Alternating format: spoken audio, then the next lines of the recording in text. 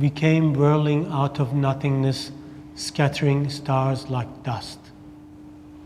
Turning and turning, it sunders all attachments. Every atom turns bewildered. Beggars circle tables. Dogs circle carrion. The lover circles his own heart. My inspirations come from very, very personal experiences like daily life.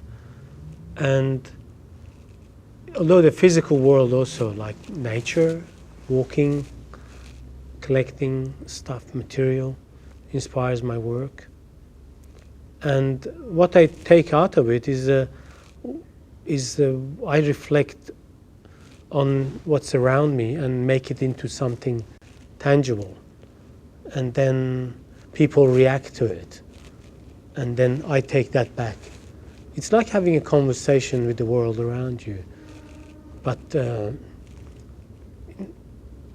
not taking it too seriously. And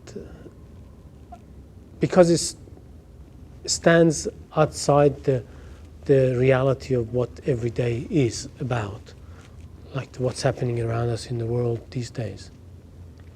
And I think that's what keeps me going, because it's kind of a little bit of looking at the world from another point of view, another angle. The work in this exhibition, as you see, it's called The Lover Circles His Own Heart. I was doing a residency in Berlin in 1991 for a year, and I was invited to go to Poland, and I was offered an exhibition there in the Center for Contemporary Art in Warsaw. And the room which I was shown was a ruin room. It was basically a palace or a castle which was renovated to be in a contemporary art center like here. But this particular room was still unfinished, and was the plumbing showing, and it was a beautiful, dirty room, ruin of a place. And the first image came to my head, although it was not that I had not thought about it, was the image of this whirling dervishes dancing. Over the years, from late 60s onwards, doesn't matter what my personal philosophy and life was about, I've been interested in the poetry of Rumi. Rumi is how could I call him? I was going to say he's a Persian poet, but he writes in Persian, in Farsi, but he was born in Afghanistan and traveled and studied in Baghdad and ended up in Turkey, set up his own school. This is in about, 500-600 years ago. But his poetry is for me, it's fortunate, it's written in Farsi, which is a language I grew up with.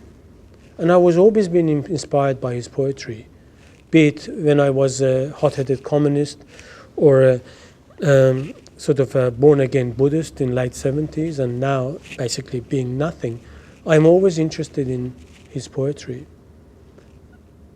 And this work was kind of inspired by this notion of movement, notion of dancing. And anyway, when I came to this space in Warsaw, I thought, wow, this is the space. This place has to be a dance, has to something animated in this space. And then I came back to Australia, and 3 years later I went and made the work here and installed it there. And over the years I've actually exhibited in a number of places, but the last time I showed it was here in MCA in 2002. And I think that was the time they saw the work, hence the becoming part of the collection in recent years. As you see, the work is suspended from the ceiling, and it's motorized up there, and it's a very thin cable. It's mainly made of silk and has a kind of a bit of a structure on the top level, and it's slightly reinforced with the cable on the bottom. And it whirls about 35 revolutions per minute. Of course, I try to get the scale to a human kind of scale, but without having somebody in the work. In the sense, as I was mentioning earlier, it is a piece of dancing without any dancer in it. And I'm hoping that with this kind of lighting and the kind of ambient, I'm trying to create a kind of a theatrical, slightly performative kind of a space. But the concept of work, although I am very much interested in Rumi's poetry and I'm interested in philosophy of Sufism, but I'm not really, I don't follow it as a practice. I find the poetry more inspiring as a work of art than a kind of a guide for a lifestyle or a kind of philosophy of life. Although I am inspired by it and my life is affected by it, but I'm not so, I couldn't call myself a Sufi or a follower of that teaching. But the poetry talks about the notion how everything is in motion. Every atom turns bewildered. Every star's going around, the earth moves, and in that sense, the idea of change and time passing is very much part of that concept. And I feel notion of I was going to say I believe, but belief is a very hard word to say. But I like to think of that way, that this is the way we are connected together. As I'm sitting here in front of you talking, there are elements of my body which are whirling around themselves as you are, as this camera is rolling and the sun is going around and the whole universe.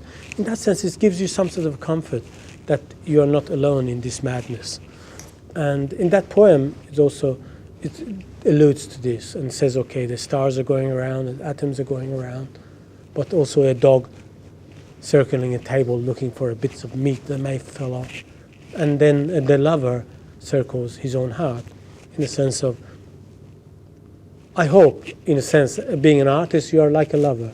You're a bit crazy, you're a bit, you circle your own heart, the desire and the kind of madness you possess being an artist.